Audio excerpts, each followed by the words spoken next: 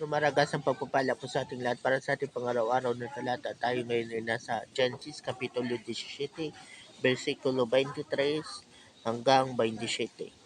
Nang araw ring iyon, ayon sa utos ng Diyos, tinuloy ni Abraham si Ishmael at lahat ng lalaki sa kanyang sambahayan. Maging aliping ipinanganak doon o biniliman. Si Abraham ay 99 na taon nang tuliin. Si Ishmael naman ay 13, iisang araw ng tuliin. At doon ding araw na iyon, tinuli ang kanyang mga alipin.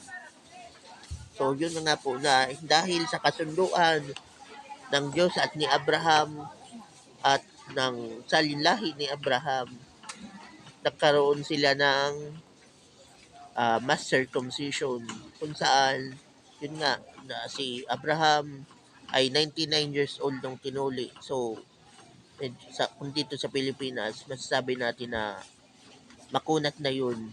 At si Isaac no, si Ishmael ay 13 years old. So pwede pa yun.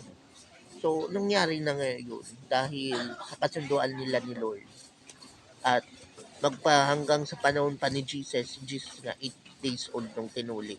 So, tradition na nila yun.